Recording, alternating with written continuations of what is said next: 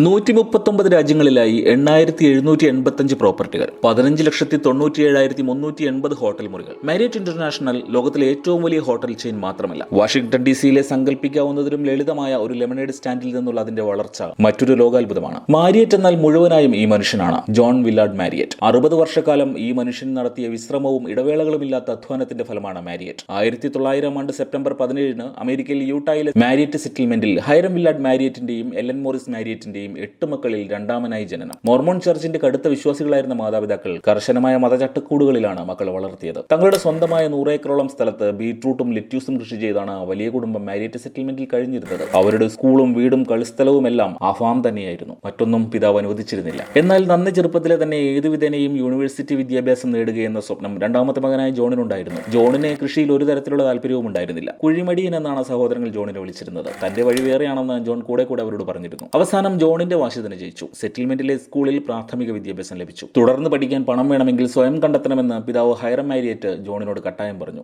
1913 തന്റെ 13-ാം വയസ്സിൽ 50 ഏക്കർ ഭൂമി പാട്ടത്തിനെടുത്ത് സ്വന്തമായി കൃഷി ഇറക്കി ജോൺ $2,000 ലാഭമുണ്ടാക്കി. അത് പിതാവിന് നൽകി. പിതാവ് ഇംപ്രസ്ഡായി. ജോൺ സാൻ ഫ്രാൻസിസ്കോയിൽ പഠനം തുടർന്നു. മോർമോൺ ചർച്ച് എന്ന church of Jesus Christ of latter day saints വിശ്വാസികൾക്കിടയിൽ ഒരു പതിവുണ്ട്. ആ സഭയിലെ വിശ്വാസികളായ പുരുഷന്മാർ 18 വയസ്സ് തികഞ്ഞാൽ 2 വർഷം നിർബന്ധിത മതപ്രചരണം നടത്തണം. ജോണിന് ലഭിച്ച നിയോഗം ന്യൂ ഇംഗ്ലണ്ടിൽ പ്രേക്ഷിത പ്രവർത്തനം നടത്താനായിരുന്നു. അത് പൂർത്തിയാക്കി യൂട്ടായിലെ തന്റെ വീട്ടിലേക്കുള്ള മടക്കയാത്രക്കിടയിലാണ് ജോൺ വില്ലാർഡ് മാരിയറ്റിന്റെ ജീവിതം എന്നേക്കുമായി മാറിമറിഞ്ഞത്. വാഷിംഗ്ടൺ DC വഴിയാണ് ജോൺ വീട്ടിലേക്ക് തിരിച്ചുപോയത്. ഇതുവരെ എത്താത്ത തലസ്ഥാന നഗരത്തിൽ കുറച്ചു സമയം ചിലവഴിക്കാൻ ജോൺ തീരുമാനിച്ചു. ക്യാപിറ്റോൾ ഹിൽസിൽ നിന്നും ലിങ്കൺ മെമ്മോറിയൽ കടന്ന് നാഷണൽ മാളും പിന്നിട്ട് മറൈൻ ബാരക്സ് വരെ നടക്കുന്നതിനിടയ്ക്ക് റോഡ് നിറഞ്ഞു നീങ്ങുന്ന ടൂറിസ്റ്റുകൾക്ക് അല്പം വെള്ളം കുടിക്കാനോ ഭക്ഷണം കഴിക്കാനോ ഒരു റിഫ്രഷ്മെന്റ് സ്റ്റാൾ പോലും ഇല്ലെന്ന് ജോണിന് മനസ്സിലായി. അല്പം കഴിഞ്ഞപ്പോൾ ഒരു ഉന്തുവണ്ടിയിൽ റിഫ്രഷ്മെന്റ്സ് വിൽക്കാനെത്തിയ കച്ചവടക്കാരന്റെ സാധനങ്ങൾ നിമിഷങ്ങൾക്കകം കാലിയാവുന്നതും ജോൺ കണ്ടു. അപ്പോൾ അതാണ് തന്റെ വഴിയെന്ന് മാരിയറ്റിന് ബോധ്യമായി. ഇവിടെ ഒരു ലെമണേഡ് സ്റ്റാൻഡ് തുടങ്ങിയാൽ തന്റെ തുടർ പഠനത്തിന് വേറെങ്ങും പണം അന്വേഷിക്കേണ്ടെന്നും ബോധ്യപ്പെട്ടു. മാരിയറ്റിന്റെ ജീവചരിത്രം എഴുതിയ റോബർട്ട് ഒബ്രിയൻ തന്റെ JW മാരിയറ്റ് സ്റ്റോറി എന്ന പുസ്തകത്തിൽ ഇങ്ങനെ പറയുന്നു: അദ്ദേഹം ക്യാപിറ്റോൾ ഹിൽ മുതൽ വാഷിംഗ്ടൺ മെമ്മോറിയൽ വരെയുള്ള പടവുകൾ പലവട്ടം കയറിയിറങ്ങി ലിങ്കൺ മെമ്മോറിയലിന് സമീപമെത്തി അവിടെയും കുറെ നേരം ചുറ്റിപ്പറ്റി നിന്നു. എല്ലായിടത്തും ടൂറിസ്റ്റുകളും കാൽനട യാത്രക്കാരും വാഷിംഗ്ടൺ DC-യിലെ പുഴുങ്ങുന്ന ചൂടിൽ വിയർത്തൊലിച്ച അവശനിലയിലാണ് കാണപ്പെട്ടത്. താൻ താമസിക്കുന്ന ഹോട്ടലിലേക്ക് നടക്കുന്നതിനിടെ ജനക്കൂട്ടത്തിന് നടുവിലേക്ക് ഒരു ഉന്തുവണ്ടിക്കാരൻ ലെമണേഡും സോഡയും ഐസ്ക്രീമുമായി എത്തുന്നതും അത് നിമിഷങ്ങൾക്കകം കാലിയാവുന്നതും അയാൾ അല്പം കഴിഞ്ഞ് വീണ്ടും നിറയെ സ്റ്റോക്കുമായി എത്തുന്നതും ഇതെല്ലാം ആവർത്തിക്കുന്നതും കണ്ടു. ലെമണേഡ് സ്റ്റാൻഡ് ആശയം മനസ്സിലിട്ട് പാകപ്പെടുത്തുന്നതിനിടെ അടുത്ത വർഷം വെബർ കോളേജിൽ നിന്നും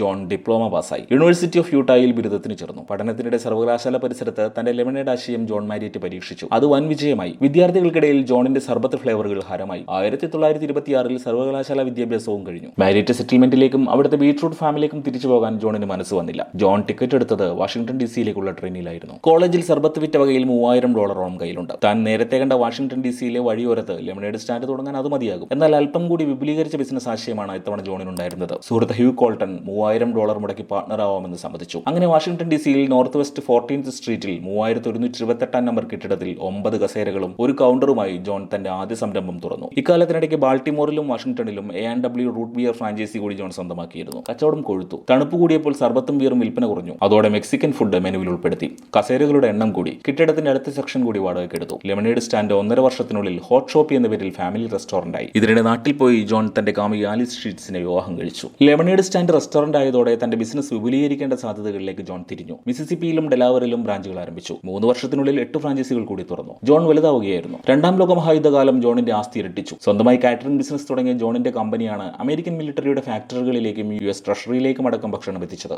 1953 കാറ്ററിംഗ് ആൻഡ് റെസ്റ്റോറന്റ് ചെയിനായി Hot Shoppe brand public listed കമ്പനിയായി. തന്റെ വിപുലീകരണത്തിന്റെ 3-ാം ഘട്ടത്തിലേക്ക് ജോൺ മാരിയറ്റ് പ്രവേശിച്ചു. അമേരിക്കയിൽ നിർമ്മാണം പൂർത്തിയാകുന്ന വൻ ഹൈവേകളും ഏറുന്ന വാഹനങ്ങളും മോട്ടലുകളുടെ വൻ സാധ്യത തുറന്നിട്ടുണ്ടെന്ന് ജോണിന് മനസ്സിലായി. 1957 വെർജീനിയയിലെ ആർലിംഗ്ടണിൽ മാരിയറ്റ് 2 ബ്രിഡ്ജസ് മോട്ടൽ എന്ന പേരിൽ തന്റെ ആദ്യത്തെ മോട്ടൽ ജോൺ തുറന്നു. ഒരു രാത്രിക്ക് $9 എന്ന ആകർഷകമായ നിരക്ക് ഇവിടെ തിരക്ക് കൂടാൻ കാരണമായി. അടുത്ത 3 വർഷങ്ങളിൽ 4 ഹോട്ടലുകൾ കൂടി. ഇതിനൊപ്പം റെസ്റ്റോറന്റ് ചെയിനും വളർന്നു. കാറ്ററിംഗ് കമ്പനി വിമാന കമ്പനികൾക്കായി ഇൻഫ്ലൈറ്റ് കാറ്ററിംഗ് ആരംഭിച്ചു. ജോൺ വിശ്രമമില്ലാതെ ഓടി നടന്നു. തന്റെ സ്ഥാപനങ്ങളിൽ ഓരോ സ്ഥലത്തും മാസത്തിൽ 4 തവണയെങ്കിലും സന്ദർശനം നടത്തണമെന്നത് ജോണിന് നിർബന്ധമായിരുന്നു. ഗുണമേന്മയിൽ അദ്ദേഹം വിട്ടുവീഴ്ച കാണിച്ചില്ല. ജീവനക്കാരോടുള്ള അസഹിഷ്ണുത നിറഞ്ഞ പെരുമാറ്റത്തിന്റെ കുപ്രസിദ്ധിയുമുണ്ട് ജോണിന്. 1969 മെക്സിക്കോയിലെ അക്കാപുൾക്കോ ബേയിലാണ് തന്റെ 11ാമത്തെ ഹോട്ടൽ മാരിയറ്റ് തുറന്നത്. ആദ്യത്തെ മാരിയറ്റ് ഇന്റർനാഷണൽ ഹോട്ടൽ. 1975 ആംസ്റ്റർഡാമിൽ ആദ്യത്തെ യൂറോപ്യൻ മാരിയറ്റ് ഹോട്ടൽ. 1979 മേരിലാൻഡിലെ ബെത്സദയിലേക്ക് മാരിയറ്റ് കമ്പനി ആസ്ഥാനം മാറ്റി. 1981 മാരിയറ്റിന്റെ 100ാമത്തെ ഹോട്ടൽ ഹവായിൽ തുറന്നു. Saint Regis, Courtyard, Ritz Carlton, delta,